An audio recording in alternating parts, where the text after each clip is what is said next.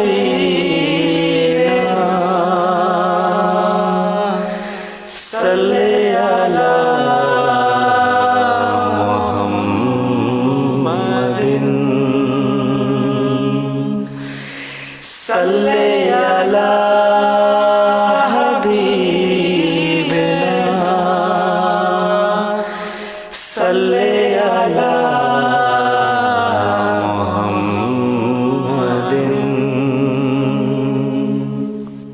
सल्ले अला रहीमिना सल्ले अला मुहम्मदिन सल्ले अला करीमिना सल्ले अला मुहम्मदिन सल्ले अला नबीना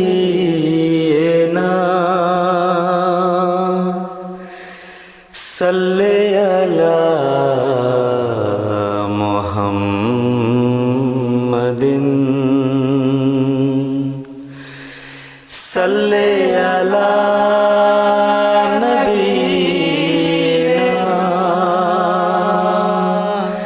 सल्ले अला मुहम्मदिन सल्ले अला हबीबिना सल्ले अला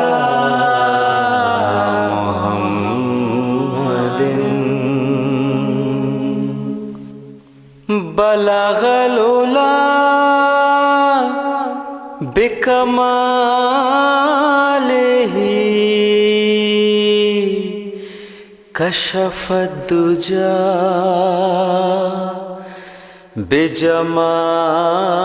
बिजमालिही बलगल उला बिकमालिही कशफत दुजा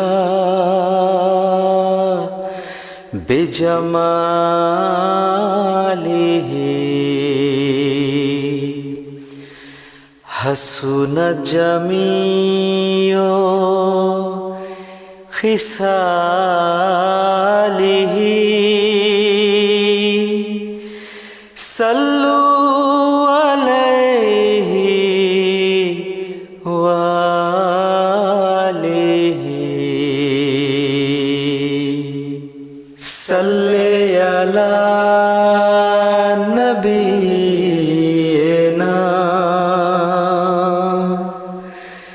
सल्ले अला मुहम्मदिन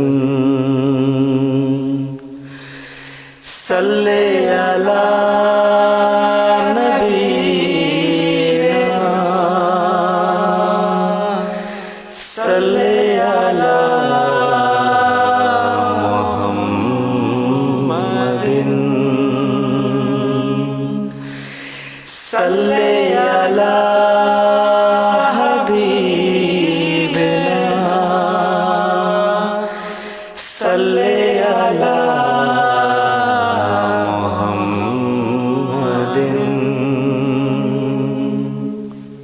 सल्ले अला इमामिना सल्ले अला मुहम्मदिन सल्ले अला नबीना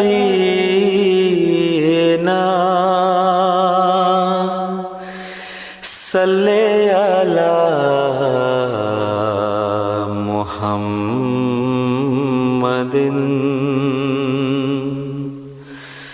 सल्ले अला हबीब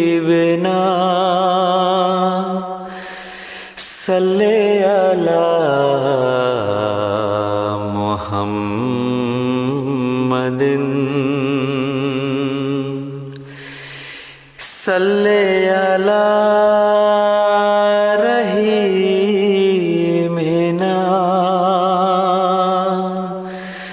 सल्ले अला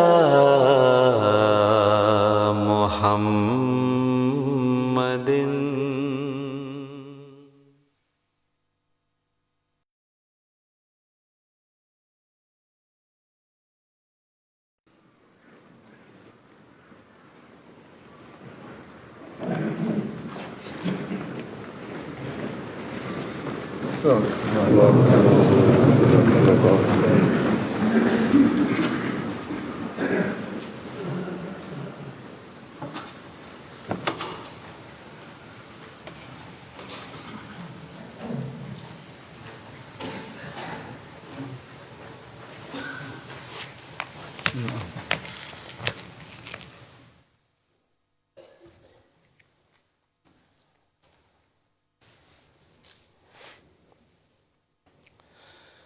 الله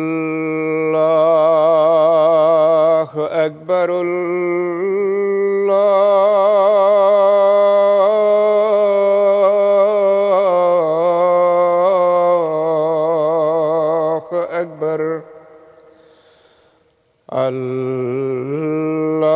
الله أكبر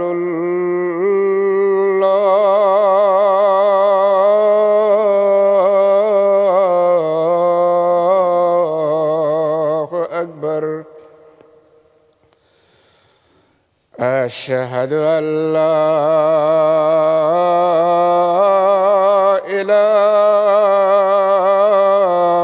إله إلا الله أشهد أن لا إله إلا الله أشهد أن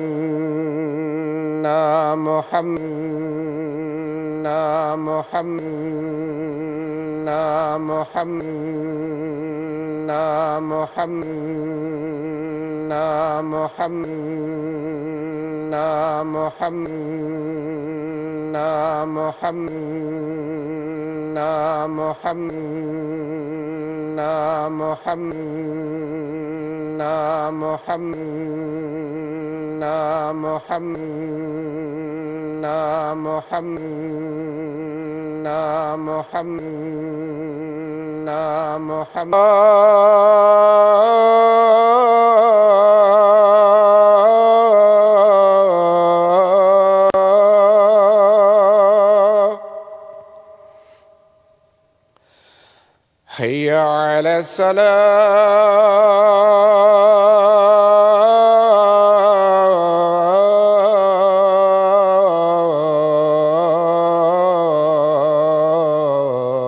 الصلاة حي على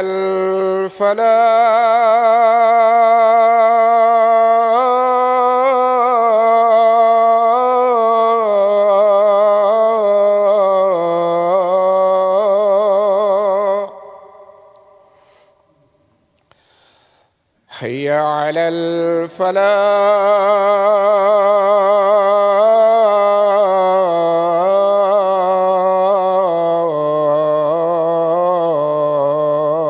الفلاح الله أكبر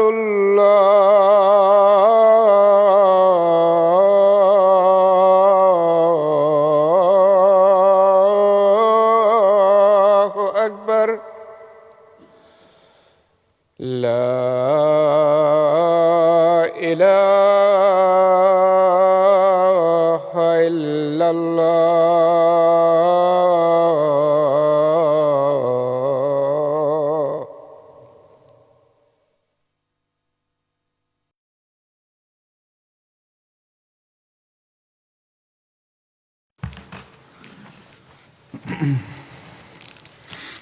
السلام عليكم ورحمة الله.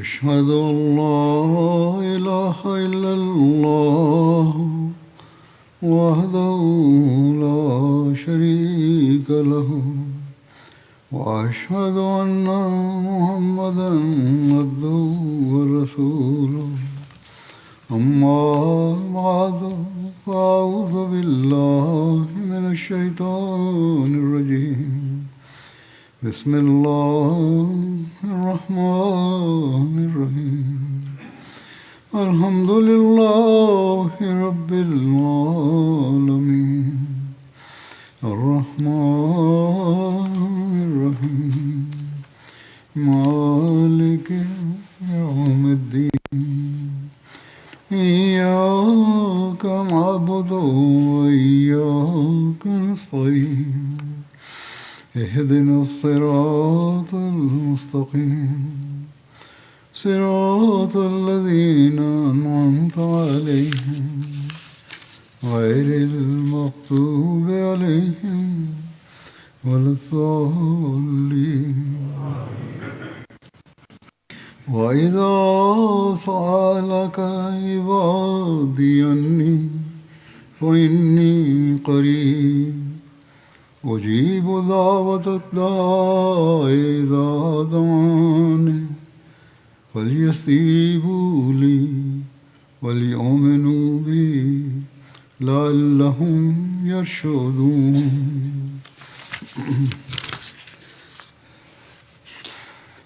अल्लाह ताला फरमाता है আল্লাহ তাআলা বলছেন যে যখন আমার বান্দারা তোমার কাছে আমার সম্পর্কে প্রশ্ন করে তখন নিশ্চয় আমি তাদের নিকটে রয়েছি, আমি দোয়াকারীর দোয়ার উত্তর দিয়ে থাকি যখন সে আমাকে ডাকে। অতএব তাদের উচিত হলো তারা যেন আমার ডাকে সাড়া দেয় এবং আমার প্রতি ঈমান আনয়ন করে যেন তারা হেদায়েত লাভ করতে পারে। রমজান আরম্ভ হতেই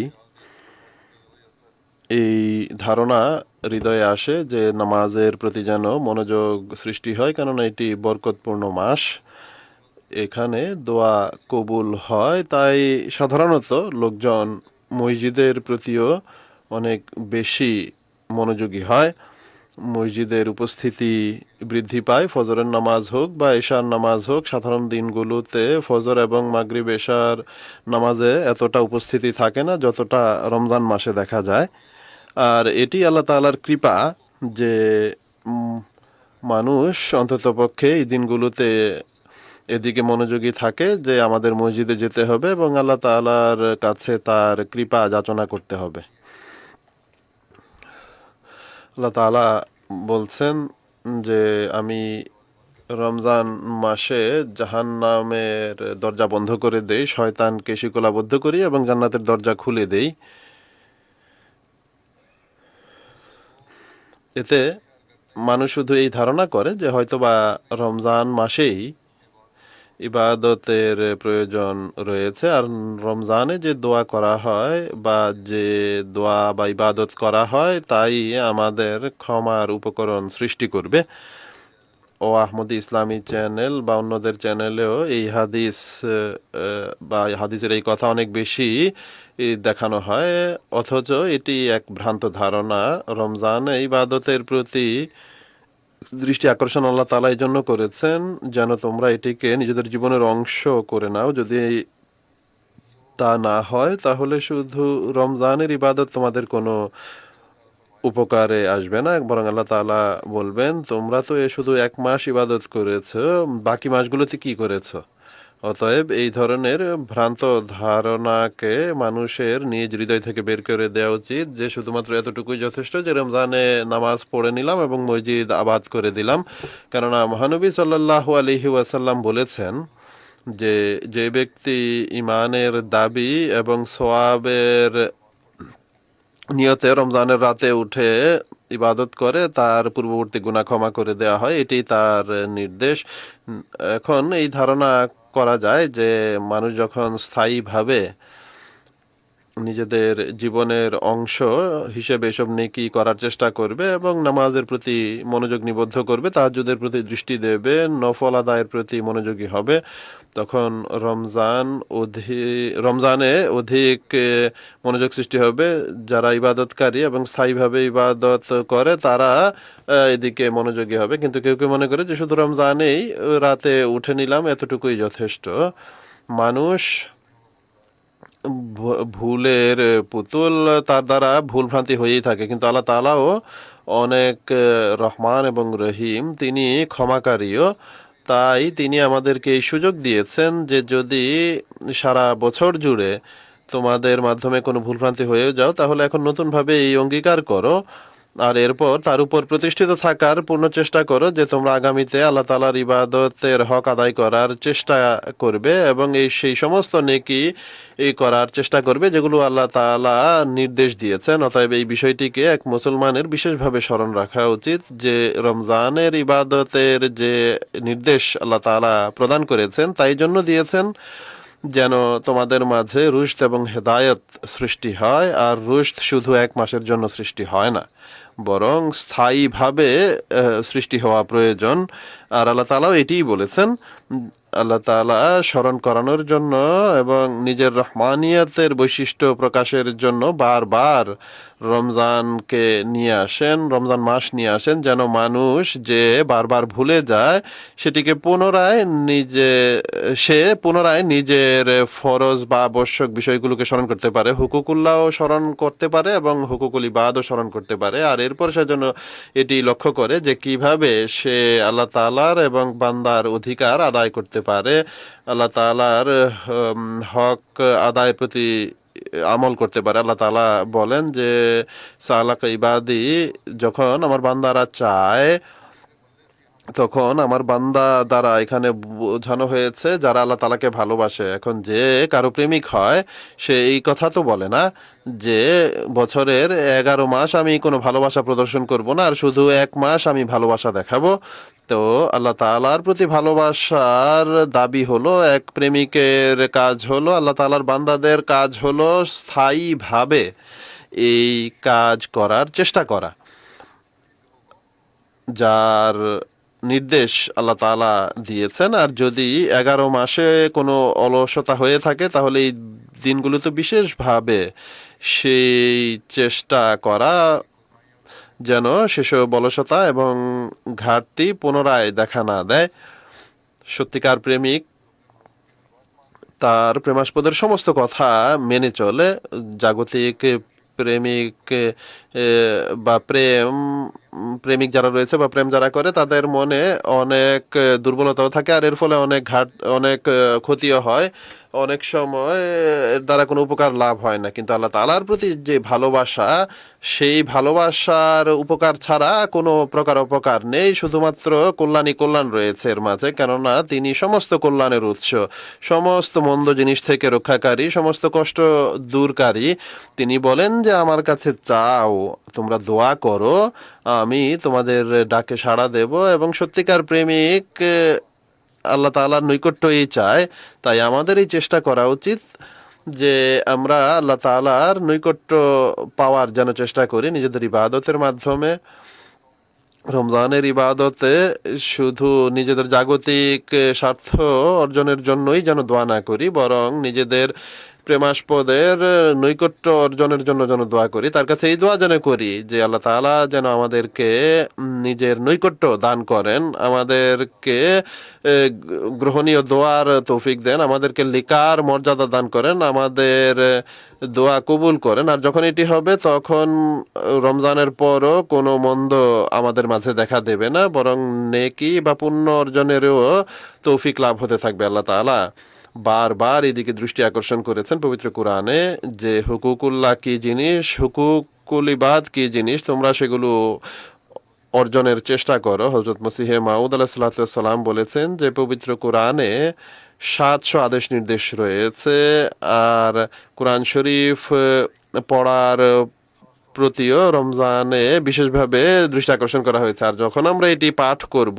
তখন সেসব নির্দেশের সন্ধান করব যেগুলো আল্লাহ তাআলা আমাদেরকে প্রদান করেছেন। বরং এক জায়গায় 700-রও অধিক আদেশ নিষেধের কথা বলেছেন হযরত মুসলিম মাউদ আলাইহিস সালাম। অতএব যখন এইসব আদেশ নির্দেশের সন্ধান করব তখন সেগুলোর উপর আমল করারও চেষ্টা করব। আর এটি এক প্রকৃত প্রেমিকের কাজ, যে নিজ প্রেমাস্পদের কথা মানার জন্য সমস্ত সম্ভাব্য চেষ্টা করা।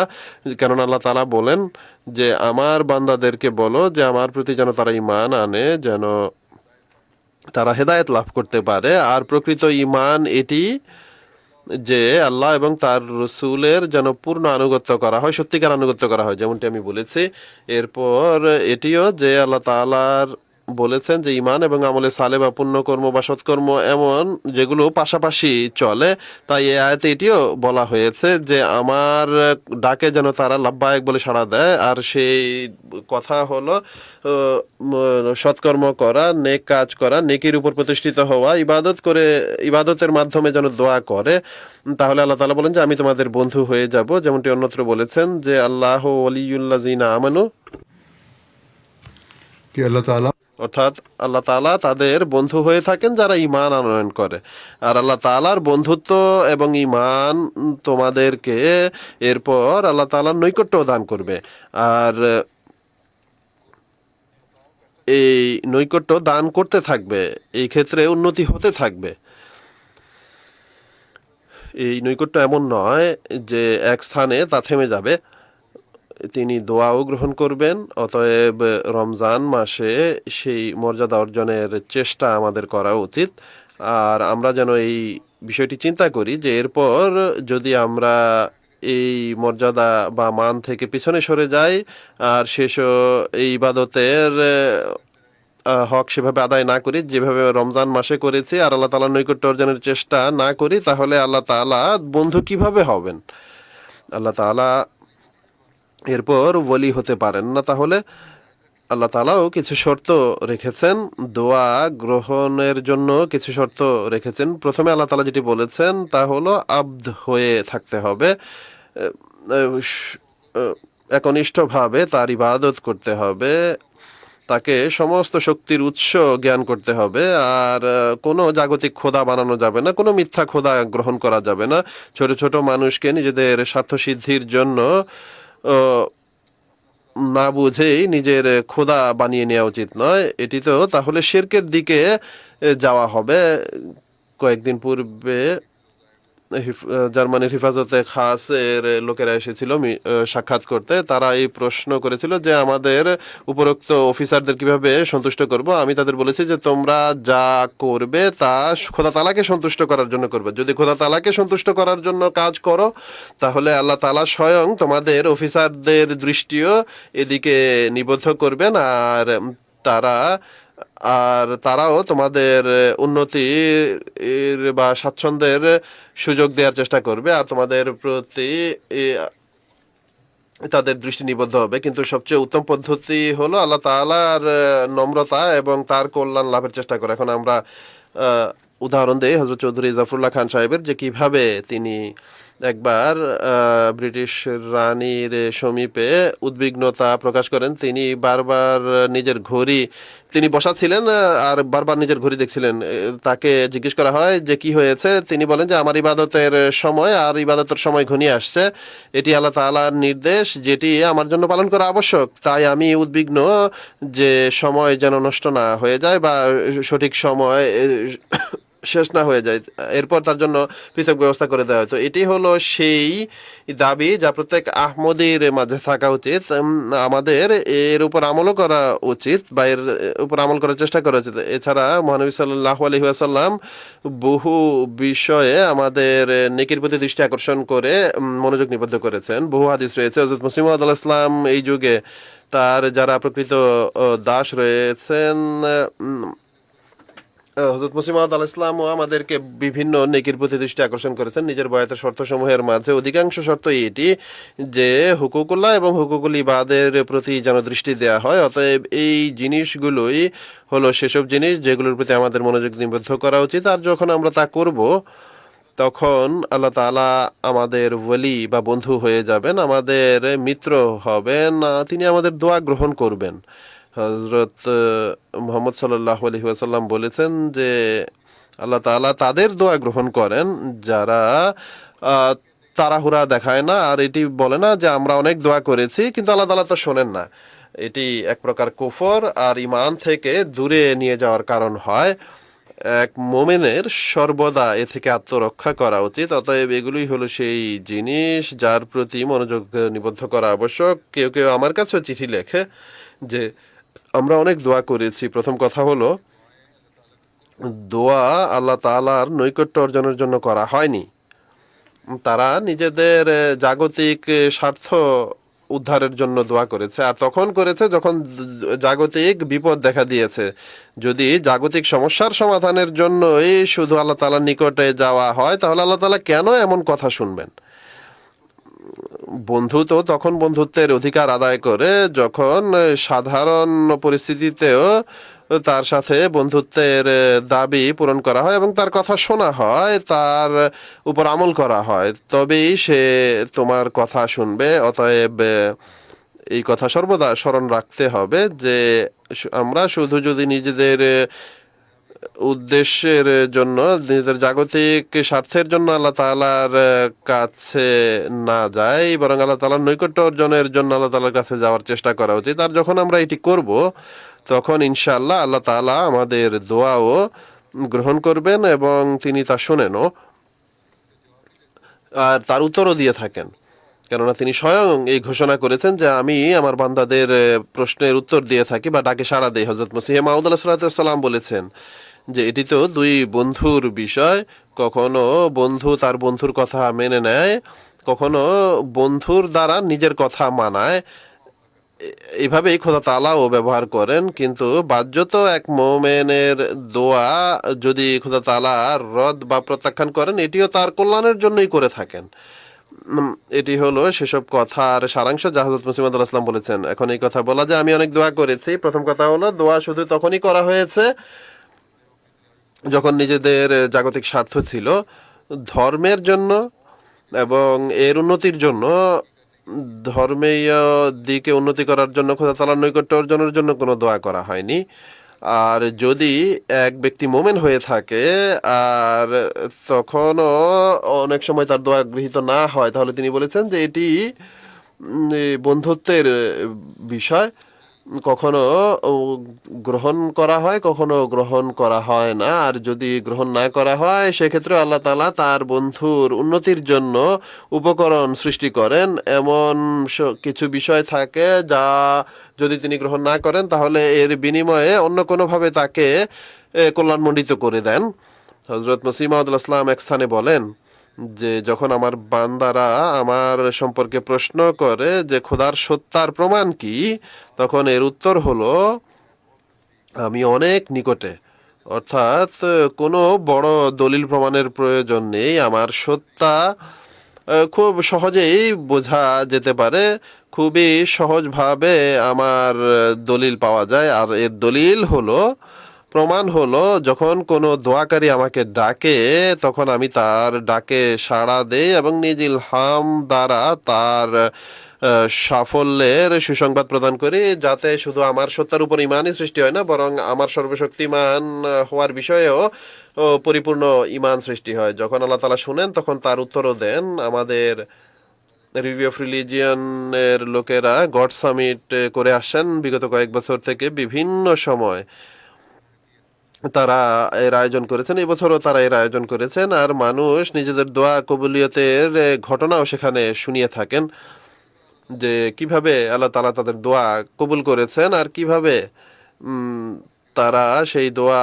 গৃহীত হওয়ার ফলে আল্লাহ তাআলার সত্তার উপর পূর্ণ ঈমান সৃষ্টি হয়েছে। কিন্তু শর্ত হলো, তিনি বলেন যে মানুষের উচিত এমন তাকওয়ার অবস্থা এবং খোদার সাক্ষাতের প্রত্যাশা যেন সৃষ্টি করে, যেন আমি তাদের কথা শুনি। আল্লাহ তাআলা বলছেন যে তাকওয়ার অবস্থা সৃষ্টি করতে হবে এবং খোদা তাআলার কাছে চাওয়ার অবস্থা সৃষ্টি করতে হবে। আল্লাহ তাআলা বলছেন যে তাকওয়ার অবস্থা সৃষ্টি করলে এই আমি তোমাদের দোয়া শুনবো, এমনিতেই শুনবো না।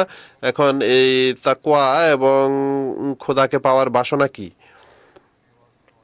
আল্লাহ তাআলার কাছে নিজের আওয়াজ পৌঁছানোর জন্য এই দুটি জিনিসের প্রয়োজন। এরপর আল্লাহ তাআলা বলছেন যে আমার প্রতি ঈমান আনার প্রয়োজন, আর এর পূর্বে তারা যে পরিপূর্ণ তত্ত্ব জ্ঞান লাভ করবে তারা যেন এই বিষয়ের স্বীকৃতি দেয় যে খোদা তাআলা আছেন এবং সমস্ত শক্তির আধার। কেননা যে ব্যক্তি ঈমান আনয়ন করে তাকে তত্ত্ব জ্ঞান দান করা হয়। এখন এটিও আল্লাহ তাআলা বলেছেন এই আয়াতে যে ফালিয়াস্তাজিবু লি ওয়াল ইউমিনু বি, অর্থাৎ তারা আমার ডাকে লাব্বাইক বলে সাড়া দেবে এবং আমার প্রতি ঈমান আনবে। তিনি বলেন যে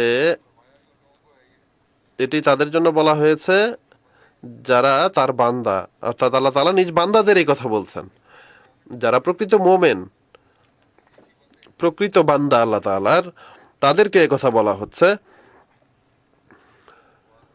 অনেক সময় যেমনটি আমি পূর্বেও বলেছি দুর্বলতার অবস্থাও দেখা দেয়, তখন তারা নিজেদের ঈমানকে যেন সুদৃঢ় করে আল্লাহ তাআলার নৈকট্যবর্তী হয়ে, আর যখন এই অবস্থার সৃষ্টি হবে তখন আল্লাহ তাআলা এই সমস্ত শক্তির আধার, সর্বশক্তিমান, আর তার প্রতি ঈমান এর ক্ষেত্রে উন্নতি হতে থাকবে। যখন তিনি দেখবেন যে আমার বান্দা আমার এত নিকটে আসার চেষ্টা করছে, তখন তার বান্দার ঈমানকে তিনি উন্নত করবেন। এরপর তিনি বলেন যে তাকে তত্ত্ব জ্ঞান দান করা হয়, তবেই সে সেই মানে উন্নীত হতে পারে। যখন আল্লাহ তাআলা তার দোয়া গ্রহণ করেন, আল্লাহ তাআলা তার বাস্তবতাকে মর্যাদা দিবেন, অথবা যদি তার দোয়া গ্রহণ না করেন তাহলে তার মনে এই প্রশান্তি দিবেন যে মানুষ এই ধারণা করবে না যে খোদা তাআলা আমার দোয়া গ্রহণ করেননি। তার এই ধারণা হবে যে আল্লাহ তাআলা হয়তো অন্য কোনোভাবে আমার যেই প্রয়োজন তা পূর্ণ করে দেবেন। তিনিও এটিই বলেছেন যে খোদা তাআলাকে পাওয়ার বাসনা থাকতে হবে, আল্লাহ তাআলার অধিকারও প্রদান করা হবে এবং আল্লাহ তাআলার বান্দাদের অধিকারও প্রদান করা হবে। এটি হলো খোদা তাআলাকে পাওয়ার বাসনা। তবেই আল্লাহ তাআলা বলছেন যে আমি তোমাদের দোয়া শুনবো এবং তোমাদের ঈমান এবং বিশ্বাসের ক্ষেত্রেও মানুষের ক্রমাগতভাবে উন্নতি করা উচিত। এক তত্ত্বজ্ঞানের পর তার মাঝে সৃষ্টি হবে, আর খোদা তাআলার পরিচয় তার মাঝে সৃষ্টি হবে। পরিপূর্ণ তত্ত্বজ্ঞান সৃষ্টি হতে থাকবে। এর ছাড়া কোরআন শরীফে যেভাবে বলা হয়েছে যে ইউমিনুনা বিল গায়ব, অর্থাৎ অদৃশ্যের প্রতি ঈমান আনতে হবে। হযরত মসিহ মাউদ আলাইহিস সালাতু ওয়াস সালাম এর অতি সুন্দর ব্যাখ্যা করেছেন। এক স্থানে তিনি বলেন যে অদৃশ্য খোদা তাআলারই নাম। তিনি বলেন যে প্রতিটি দোয়ার পূর্বে এই দৃঢ় বিশ্বাস যেন থাকে যে খোদা তাআলা আছেন এবং তিনি অসংখ্য গুণাবলীর আধার, সমস্ত শক্তির অধিকারী। এই বিশ্বাসের সাথে যদি খোদা তাআলার দিকে অগ্রসর হও, তার সামনে বিনত হও, তার কাছে দোয়া করো, তবে তোমরা আল্লাহ তাআলার পরিপূর্ণ পরিচয় পাবে, তত্ত্বজ্ঞান লাভ করবে এবং দোয়া গৃহীত হওয়ার নিদর্শনও দেখতে পাবে। অনেক মানুষ আল্লাহ তাআলার কৃপায় তা দেখেও। কিছু ঘটনাও বর্ণনা করে থাকে, যেমনটি আমি বলেছি যে গড সামিটে অনেক লোক তা বর্ণনা করেছেন বা শুনিয়েছেন, আর এতে তাদের ঈমানও সুদৃঢ় হয়। এমন হয় না যে মুখে তারা বলে দিল যে আমরা আল্লাহ তাআলার সত্তায় পূর্ণ ঈমান রাখি, কিন্তু তার নির্দেশাবলীর উপর আমল করে না। পুরো বছরে শুধু রমজান এই নামাজ পড়ার চেষ্টা করে, যেমনটি আজকাল মসজিদ আবাদ। এই মসজিদগুলো সর্বদা আবাদ থাকা উচিত। আল্লাহ তাআলার কৃপা যে আহমদীরা সাধারণত নামাজের প্রতি অধিক দৃষ্টি দিয়ে থাকে, কিন্তু এখনও যেখানে যেখানে দুর্বলতা আছে তাদের নিজেদের দুর্বলতার প্রতি দৃষ্টি দেওয়া উচিত আর দেখা উচিত যে আমরা এই রমজানকে যেন এমন রমজানে পরিণত করতে পারি যা আমাদের ইবাদতের মানকে উন্নত করবে, আমাদেরকে খোদা তাআলার নৈকট্য দান করবে, যেন আমরা খোদা তাআলার প্রকৃত বান্দা হতে পারি, তার কথা মান্যকারী হতে পারি, আর এর প্রতিদানে আল্লাহ তাআলা আমাদের দোয়াও গ্রহণ করবেন। অতএব এই রমজানে আমাদের এই অঙ্গীকার করা উচিত যে আমরা নিজেদের ইবাদতকে জীবিত করব, আর এরপর এর জন্য আল্লাহ তাআলার কাছে দোয়াও করুন যেন আল্লাহ তাআলা আমাদেরকে এই অঙ্গীকার পূরণের সামর্থ্য দান করেন, আর এরপর পরিপূর্ণ চেষ্টার সাথে এই অঙ্গীকার পূর্ণ করার জন্য নিজেদের সমস্ত শক্তি সামর্থ্যকে নিয়োজিত করারও চেষ্টা করতে হবে।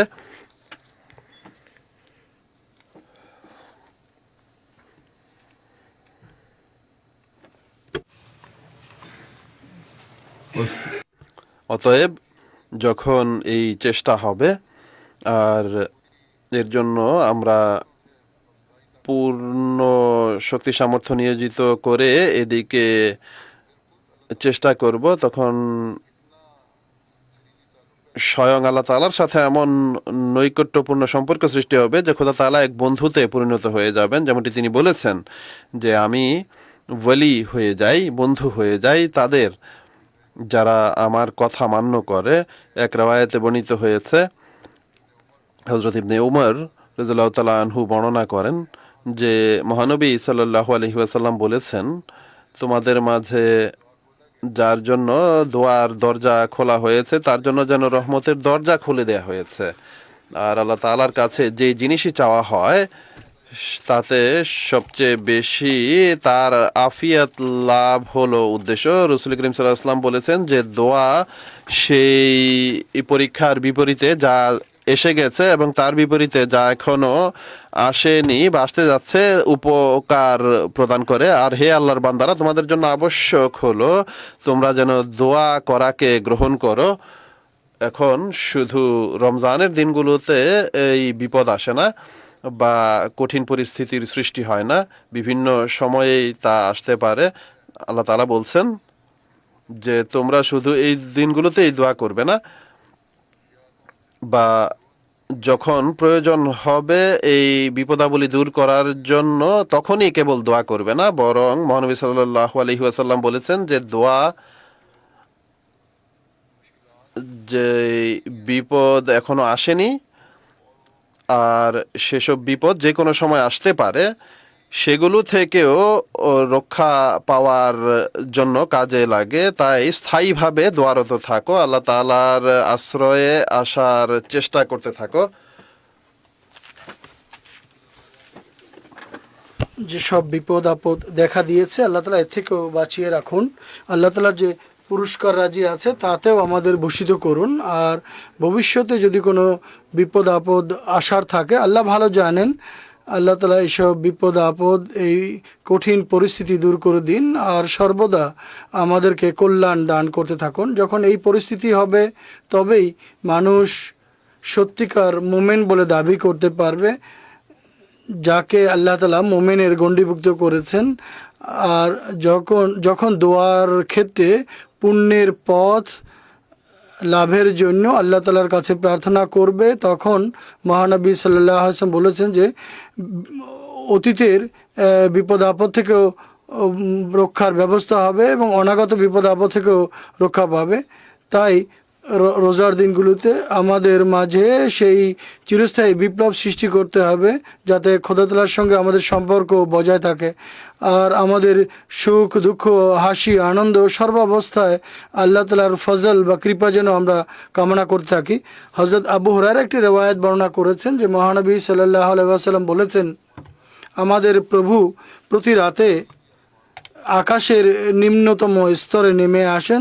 যখন রাতের 1/3 বাকি থাকে তখন আল্লাহ বলেন, এমন কে আছে যে আমাকে ডাকবে আর আমি তার ডাকে সাড়া দেব? কে আছে যে আমার কাছে চাইবে আর আমি তাকে দান করব? এমন কে আছে যে আমার কাছে ক্ষমা প্রার্থনা করবে আর আমি তাকে ক্ষমা করব?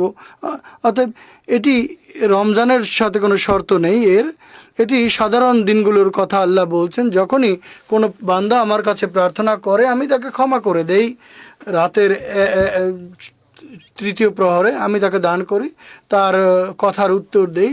অতএব রমজানে আল্লাহ এমন এক সুযোগ সৃষ্টি করে দিয়েছেন যে ইবাদতের প্রতি যেহেতু সবার মনোযোগ নিবদ্ধ থাকে, তাই এই দিনগুলোতে তোমরাও যদি মনোযোগ নিবদ্ধ করো তাহলে তোমাদের মাঝে এই পুণ্যের অভ্যাস গড়ে উঠবে। আর যখন অভ্যাস গড়ে উঠবে 1 মাসে, তখন একে জীবনের চিরস্থায়ী অংশে পরিণত করার চেষ্টা করবে।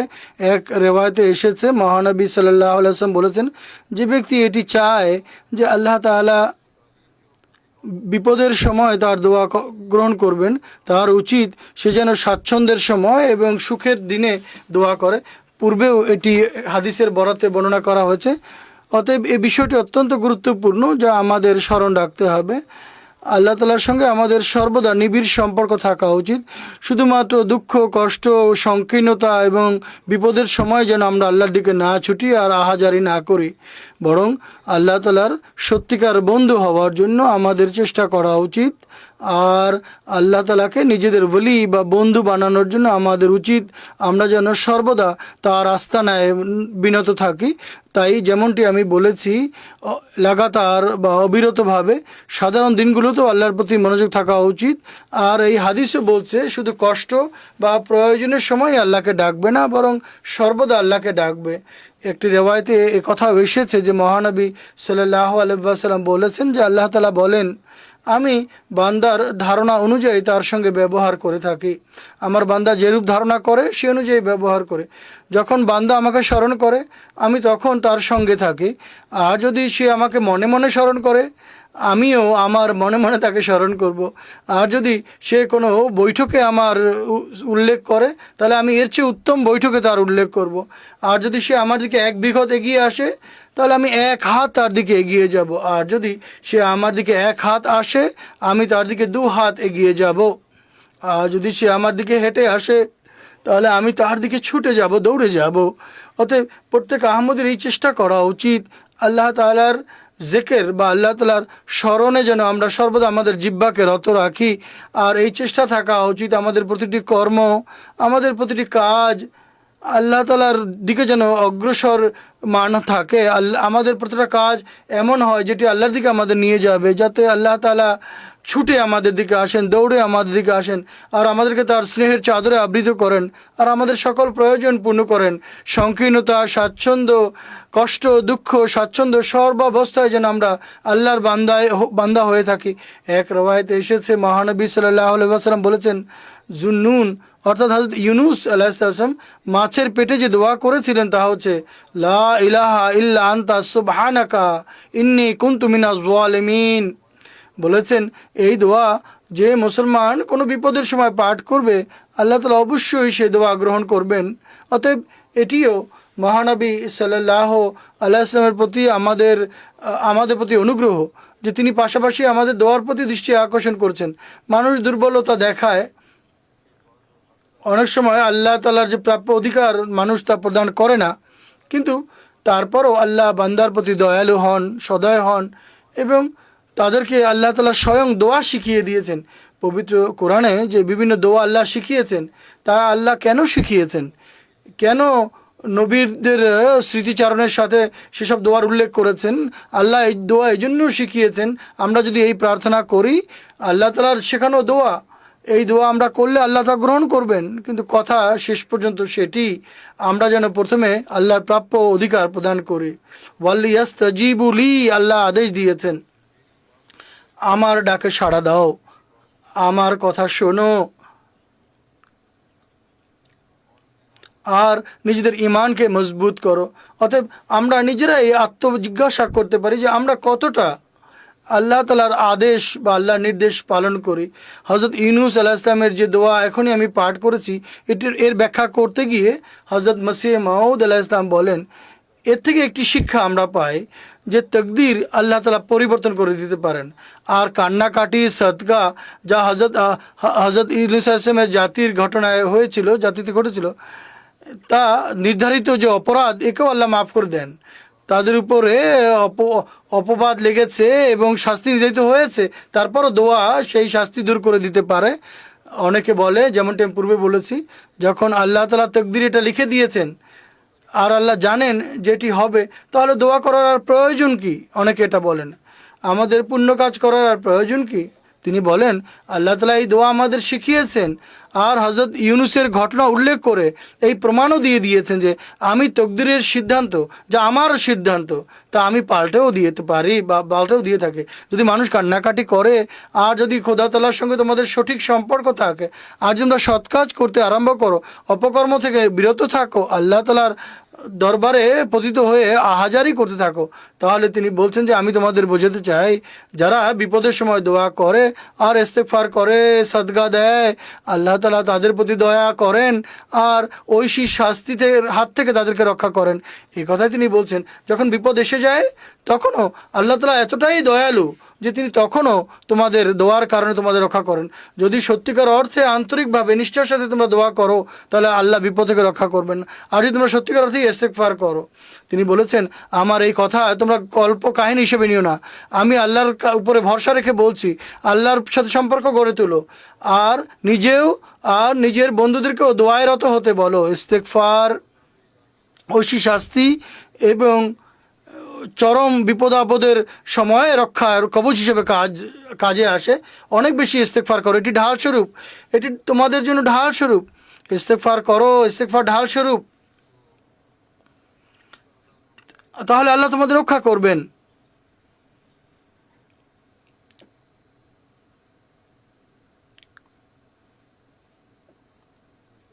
সম্প্রতি আমি তাহরিক করেছিলাম, ইস্তেগফারের প্রতিও আমি আপনাদের দৃষ্টি আকর্ষণ করেছিলাম।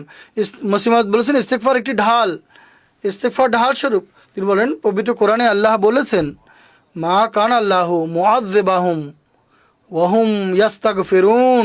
আল্লাহ তাআলা স্বয়ং বলে দিয়েছেন, আল্লাহ তাআলা তোমাদেরকে, আল্লাহ কেন তোমাদের শাস্তি দিবেন যদি তোমরা ইস্তেগফার করো? ইস্তেগফারে রত থাকলে আল্লাহ কেন শাস্তি দিবেন? আল্লাহ তাদেরকে শাস্তি দেন না যারা ইস্তেগফারে রত থাকে। যেসব মানুষ ইস্তেগফার করতে থাকে, সত্যিকার ইস্তেগফার হতে হবে। তাই তিনি বলেছেন যদি তোমরা চাও যে ঐশী শাস্তি থেকে নিরাপদ থাকবে, তাহলে বেশি বেশি ইস্তেগফার পাঠ করো। অতএব আল্লাহ এটিই বলেছেন যে এই দোয়ার মাঝে আল্লাহ বলে দিয়েছেন যে আল্লাহ তোমাদেরকে শাস্তি দেবেন তখন যে অবস্থায় তোমরা দোয়া করছো বা ইস্তেগফার করছো। মসিমাদের ব্যাখ্যায় বলছেন যদি তোমরা চাও যে এই ঐশী শাস্তি থেকে রক্ষা পাও, তাহলে অনেক বেশি ইস্তেগফার করো। এরপর আরেক রেওয়ায়েতে মহানবী সাল্লাল্লাহু আলাইহি ওয়াসাল্লাম বলেছেন আল্লাহ তাআলা অত্যন্ত লজ্জাশীল, তিনি অত্যন্ত দয়ালু এবং উদার ও দানশীল। যখন বান্দা তার সমীপে দু হাত তুলে, তখন তিনি তা রিক্ত ফেরত দিতে বা ব্যর্থ করতে তিনি লজ্জা পান। যদি নিষ্ঠার সাথে দোয়া চাওয়া হয়, দোয়া করা হয়, আল্লাহ তা ব্যর্থ করেন না, প্রত্যাখ্যান করেন না, অবশ্যই কবুল করেন। অতএব আল্লাহ তাআলার কাছে দোয়া করার ক্ষেত্রে আমাদের আন্তরিকতার সাথে করা উচিত। আমাদের অতীতের ভুল ত্রুটির জন্য আমরা যেন ক্ষমা চাই এবং ভবিষ্যতে পুণ্যের উপর প্রতিষ্ঠিত থাকার দোয়া যেন আমরা করি। এরপর যদি সেই পুণ্যের উপর প্রতিষ্ঠিত থাকার আমরা চেষ্টা করি, রমজানেও এর জন্য চেষ্টা করেন, এই জন্য দোয়া করতে থাকুন। রমজানের পরেও এই জন্য চেষ্টা করুন। এরপর দেখুন যে আল্লাহ তাআলা কীভাবে আমাদের দিকে ছুটে আসেন আর আমাদেরকে তার কোলে আশ্রয় দেন।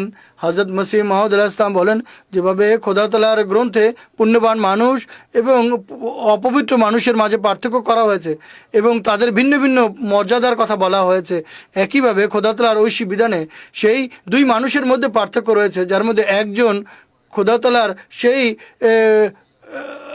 তার কথা এবং কাজ দ্বারা খোদা তাআলার কাছ থেকে সাহায্য প্রার্থনা করে, আর অন্যজন নিজের চেষ্টা প্রচেষ্টা বসা করে দোয়াকে সে উপেক্ষা করে, বরং খোদা তাআলার ব্যাপারে ভ্রুক্ষেপ হয়ে যায় এবং অহংকার করে বসে।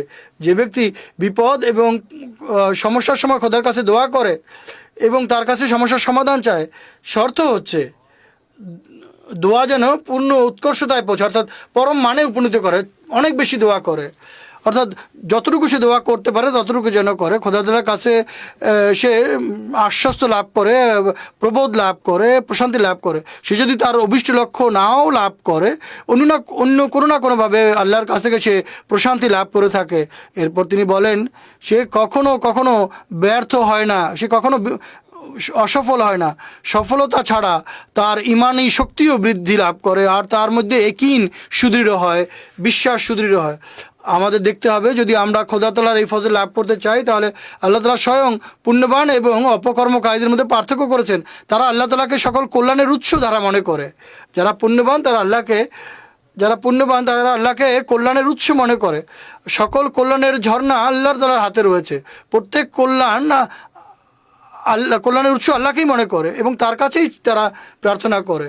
অতএব এরা হচ্ছে মোমেন, যারা আল্লাহর কাছে চায়। কিন্তু যে অহংকারী, আত্মম্ভরী, সে এমন কাজ করে না। সে মনে করে আমি জাগতিক উপকরণাদি ব্যবহার করে অনেক কিছু আমি অর্জন করে ফেলব। যখন এমন পরিস্থিতি দেখা দেয়, তখন এমন বান্দাকে আল্লাহ তাআলা কোনো না কোনো সময় গিয়ে ধরে ফেলেন। এক রেওয়ায়েতে এসেছে, মহানবী সাল্লাল্লাহু আলাইহি ওয়াসাল্লাম বলেছেন, যখন তার সম্পর্কে রেওয়ায়েতে আছে, যখন কোনো বৈঠক থেকে তিনি উঠতেন, তখন তিনি দোয়া করতেন, হে আমার প্রভু প্রতিপালক, তুমি আমাকে তোমার ভয় ভীতি দান করো, যা আমাকে এবং গুনার মাঝে আড়াল সৃষ্টি করবে। আমাদের যারা কখনো অবাধ্যতা দেখা না দেয় এবং আমরা সেই আমাদেরকে আনুগত্যের সেই মোকাম বা মর্যাদা দান করো, যার কারণে তুমি আমাদেরকে জান্নাতে পৌঁছাবে। আর এতটা দৃঢ় বিশ্বাস দান করো, যার ফলে জাগতিক বিপদ আপদই আমাদের জন্য সহজ হয়ে যাবে। হে আমার আল্লাহ, আমাদেরকে আমাদের কান, আমাদের চোখ এবং আমাদের যে প্রত্যাশা, এর থেকে সত্যিকার অর্থেই লাভবান হওয়ার তৌফিক দাও এবং আমাদেরকে সেই কল্যাণের উত্তরাধিকারী করো যারা আমাদের প্রতি জুলুম করো। তুমি আমাদের হয়ে তার বিরুদ্ধে প্রতিশোধ নাও, যারা আমাদের প্রতি শত্রুতা রাখে তাদের বিরুদ্ধে আমাদেরকে সাহায্য করো এবং ধর্মের বিষয়ে কোনো ধরনের বিপদ আপদ আসার থেকে রক্ষা করো। আর এমন করো, পৃথিবীর সকল দুঃখ কষ্ট যেন জগৎ যেন আমাদের দুঃখ কষ্টের কারণ না হয় এবং আমাদের জ্ঞানের গণ্ডি যেন এই জগৎ পর্যন্ত না হয়, আমাদের দুঃখ কষ্ট যেন এই জগৎ পর্যন্ত না হয়। তিনি বলেন, এমন ব্যক্তিকে আমাদের উপর চাপিয়ে দিও না যে আমাদের প্রতি দয়া করবে না আর আমাদের প্রতি সহানুভূতিশীল ব্যবহার না করবে। অতএব এই দোয়া সদা মনে রাখা উচিত। আল্লাহ তাআলার কাছে কত বেদনার সাথে মহানবী এই দোয়া করেছেন, অত্যন্ত পরিপূর্ণ এবং কম্প্রিহেন্সিভ দোয়া মহানবী সাল্লাল্লাহু আলাইহি ওয়াসাল্লাম আমাদেরকে দান করেছেন, পূর্ণাঙ্গ দোয়া।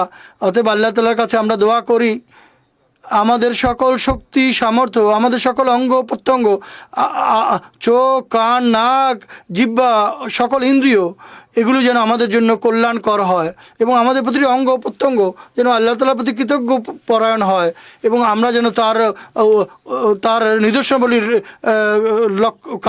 নিদর্শনাবলী লাভ করি।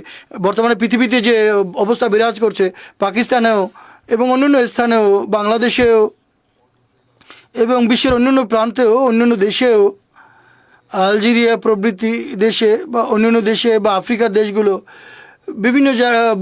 বিভিন্ন উগ্রপন্থী দল আক্রমণ করে বা তারা সেই দেশের ক্ষমতা দখল করে রেখেছে বা এইসব দল, এদের দ্বারা সরকারও ভয় পেয়ে তাদের কথা মেনে নেয়।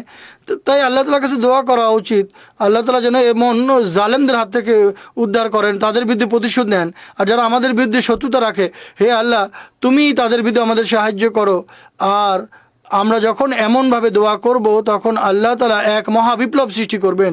এরপর আমরা দেখব, তা পাকিস্তানের মৌলভী হোক বা শক্তিশালী মানুষ হোক বা বিশ্বের অন্য যে কোনো শক্তিশালী মানুষ হোক না কেন, তারা কখনোই আমাদের কোনো ক্ষতি করতে পারবে না। আমরা যদি আন্তরিকতা এবং নিষ্ঠার সাথে আল্লাহ তাআলার সামনে বিনত হই, তাহলে আল্লাহ তাআলা আমাদের সাহায্যে এগিয়ে আসবেন, আমাদের ওলি, আমাদের বন্ধু হবেন, আমাদের ওলি এবং বন্ধু হওয়ার দায়িত্ব পালন করবেন। হযরত মসিহ মাউদ আলাইহিস সালাম বলেন, খোদা তাআলার ফজলের সবচেয়ে নিকটতম পন্থা হচ্ছে দোয়া। আর দোয়ার জন্য আবশ্যক হচ্ছে এর মধ্যে যেন ব্যাকুলতা থাকে এবং আহাজারি থাকে এবং ব্যাকুলতা থাকে এবং বিনীত অবস্থা থাকে। যদি বেদনাতুর হৃদয়ে দোয়া করা হয়, আহাজারির সাথে দোয়া করা হয়, তা খোদা তাআলার ফজলকে আকৃষ্ট করে আর গৃহীত হয়ে আসল উদ্দেশ্যে উপনীত করে। সমস্যা হচ্ছে, এটিও খোদা তাআলার ফজল বা কৃপা ছাড়া করা সম্ভব নয়। এর চিকিৎসা এটি যে দোয়া করতে থাকো, যতটাই তোমাদের জন্য বিস্বাদ মনে হোক না কেন, কিন্তু দোয়া করতে থাকা উচিত। স্বাদ পাও বা না পাও, দোয়া করতে স্বাদ পাও বা না পাও, যতই বিস্বাদ মনে হোক না কেন, আমার কাছে এটি ছাড়া আর কোনো উপায় নেই, আমরা আর কোথাও যেতে পারছি না খোদা, আমরা আর কারো কাছে যেতে চাই না, যাওয়ার জায়গা নেই, তোমার কাছে বসে আছি। আমার হৃদয় ততক্ষণ পর্যন্ত আশ্বস্ত হবে না যতক্ষণ পর্যন্ত তুমি আমার কথা শুনবে না, আমার দোয়া গ্রহণ করবে না। তিনি বলেন যদি কৃত্রিমতাও হয়, তারপর কৃত্রিমতা ভরেই তোমরা আল্লাহর কাছে এভাবে দোয়া করো, হতে পারে একটা সময় আসবে যখন সেই তোমাদের কৃত্রিম দোয়া তার সত্যিকার দোয়ার রূপ পরিগ্রহ করবে। তিনি বলেন সত্যিকার এবং প্রকৃত দোয়া করার জন্য দোয়া করা প্রয়োজন। তিনি বলেন অনেক মানুষ দোয়া করে এবং তাদের হৃদয় পরিপূর্ণ হয়ে যায় এবং তারা বলে উঠে যে আমরা আর কিছুই চাই না। তিনি বলেন যে আমাদের উপদেশ হচ্ছে এই এই এই মাটি, অর্থাৎ তোমাদের উদ্দেশ্য পরিপূর্ণ এখানেই হবে। যদি তোমরা যদি মতি লাভ করতে চাও তাহলে এখানেই পাবে। যারা সোনা খুঁজে বের করে, যেভাবে মানুষ সোনা খুঁজে বের করে আপনারা জানেন, নদীর প্রান্তে বসে থাকে মানুষ, চালনি দিয়ে মাটি চালতে থাকে, কয়েকদিন মাটি চালতে থাকে, এরপর কয়েকদিন পরে 1 তোলা বা তার চেয়ে কম সোনা সে লাভ করে। এই 1 তোলা সোনা পাওয়ার জন্য কয়েকদিন পর্যন্ত লেগে যায়। একইভাবে আল্লাহ তাআলার সমীপে যদি বিনত থাকো তাহলে বরকত লাভ করবে, কল্যাণ লাভ করবে। তিনি বলেন কেননা অবশেষে মূল উদ্দেশ্য এর থেকেই মানুষ চরিতার্থ করে এবং একদিন আসে যখন তার সে হৃদয় তার জিহ্বার সঙ্গে একীভূত হয়ে যায় এবং দোয়ার যে আবশ্যক শর্ত হচ্ছে আহাজারি বেকুলতা, সেই বেকুলতা তার মাঝে দেখা দেয়। তিনি বলছেন যে ব্যক্তি রাতের বেলা উঠে সে যতই অমনোযোগী হোক না কেন, যত তাড়াতাড়ি সে নামাজ পড়ুক না কেন, কিন্তু সে যদি এমত অবস্থায়ও দোয়া করে, হে খোদা আমার হৃদয় তোমার অধীনে, তোমার আয়ত্তে, তুমি একে পরিষ্কার করে দাও। আর একেবারে বিপদের সময় যদি সে ধরা পড়ার মুহূর্তে যদি সে আল্লাহ তাআলার কাছ থেকে বাঁচা রক্ষা চায়, যদি একেবারে আল্লাহর থেকে বিমুখ অবস্থায়ও আল্লাহর কাছে দোয়া করে, তারপরে দোয়ার ফলে মনোযোগ নিবদ্ধ হতে আরম্ভ করবে এবং হৃদয়ের যে অন্তরাল তা দূর হতে থাকবে, আর ব্যাকুলতা দেখা দিবে, আহাজারি দেখা দিবে, আর দোয়া করার প্রয়োজনের প্রতি তার মনোযোগই নিবদ্ধ হবে না, বরং তার হৃদয় থেকে আপনি দোয়া উদ্ভূত হবে। তিনি বলছেন এটি সেই সময় যা দোয়া গৃহীত হওয়ার মুহূর্ত। এমন পরিস্থিতি যদি দেখা দেয় তাহলে মনে রেখো তোমার দোয়া গৃহীত হওয়ার মুহূর্ত এটি। তখন তুমি দেখবে যে তুমি খোদা তাআলার আস্তানায় তোমার রূহ পড়েছে, অর্থাৎ উপর থেকে একটি বিন্দু নিপতিত হয়। এমন পরিস্থিতিতে যখন ব্যাকুলতা দেখা দেয়, আহাজারি দেখা দেয়, যখন মানুষ খোদা তাআলার সঙ্গে অনবরত সম্পর্ক রাখে অবিচলতার সঙ্গে, তখন আল্লাহ তাআলা তার মধ্যে ব্যাকুলতা সৃষ্টি করে এবং দোয়া গৃহীত হওয়ার প্রভাব প্রকাশ পেতে আরম্ভ করে।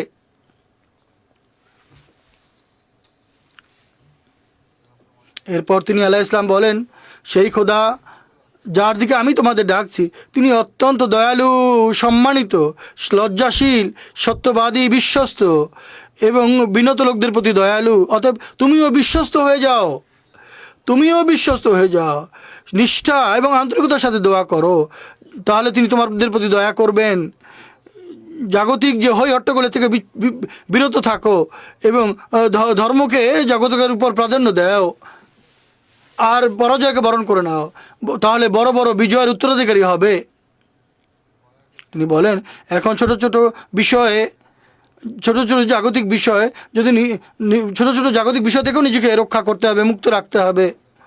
আল্লাহ তাআলার নৈকট্য লাভের জন্য এসব বিষয় থেকে নিজেকে মুক্ত রাখতে হবে। আল্লাহর বান্দাদের প্রাপ্য প্রদানের প্রতিও মনোযোগ দিতে হবে। আত্মীয় স্বজনের প্রতি, রক্তের আত্মীয় স্বজনের প্রতিও মনোযোগ নিবদ্ধ করতে হবে। বন্ধুদের প্রাপ্য অধিকার দিতে হবে। তবেই আল্লাহ তাআলার প্রাপ্য অধিকার প্রদানের প্রতি মনোযোগ নিবদ্ধ হবে। তারপরেই দোয়া গৃহীত হওয়ার নিদর্শন মানুষ দেখবে। তিনি আলাইহিস সালাম বলেন দোয়ার প্রথম নিয়ামত হচ্ছে মানুষের মাঝে পবিত্র পরিবর্তন সৃষ্টি হয়। দোয়া গৃহীত হওয়ার জন্য এটি অত্যন্ত গুরুত্বপূর্ণ বিষয়।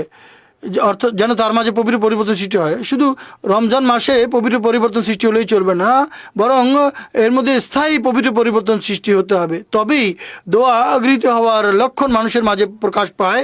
এরপর তিনি বলেন, এই পরিবর্তনের ফলে খোদাও নিজের গুণ এবং বৈশিষ্ট্য পরিবর্তন সৃষ্টি করেন এবং তার গুণ এবং বৈশিষ্ট্য অপরিবর্তনীয়। কিন্তু যে ব্যক্তি নিজের মাঝে পরিবর্তন সৃষ্টি করেন তার মাঝে এক নতুন আকারে খোদা বিকশিত হন, নতুন রূপে বিকশিত হন। এটি নয় যে খোদার মাঝে পরিবর্তন হয়। খোদা তাআলার যে রহম, খোদা তাআলার যে পুরস্কার রাজির যে বৈশিষ্ট্য রয়েছে, এগুলো আল্লাহ তাআলা কার্যকর করেন এবং মানুষকে এর দ্বারা উপকৃত করেন, কল্যাণমণ্ডিত করেন। তিনি বলেন, জগৎ এ বিষয় সম্পর্কে অনবহিত।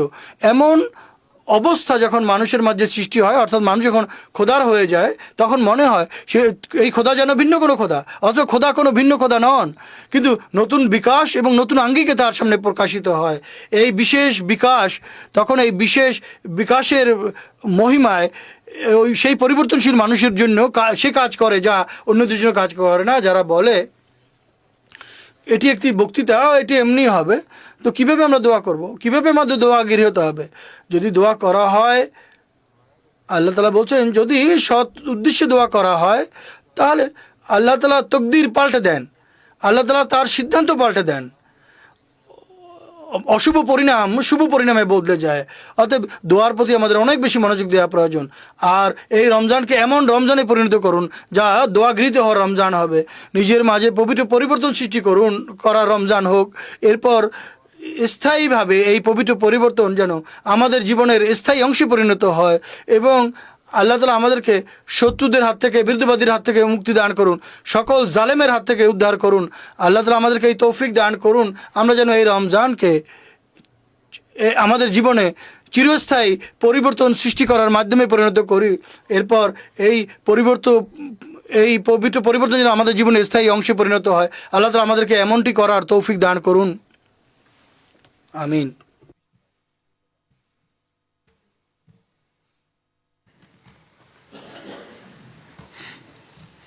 আলহামদুলিল্লাহ আলহামদুলিল্লাহ নাহমাদুহু ওয়া নাস্তাঈনুহু ওয়া নাস্তাগফিরুহু ওয়া নু'মিনু বিহি ওয়া নাতাওয়াক্কালু আলাইহি ওয়া নাউযু বিল্লাহি মিন শুরুরি আনফুসিনা ওয়া মিন সাইয়্যাতি আ'মালিনা মান ইয়াহদিহিল্লাহু ফালা মুদিল্লা লাহু ومن يضلل فلا هادي له ونشهد أن لا إله إلا الله ونشهد أن محمدا عبده ورسوله عباد الله رحمكم الله إن الله يأمر بالعدل والإحسان وإيتاء ذي القربى وينهى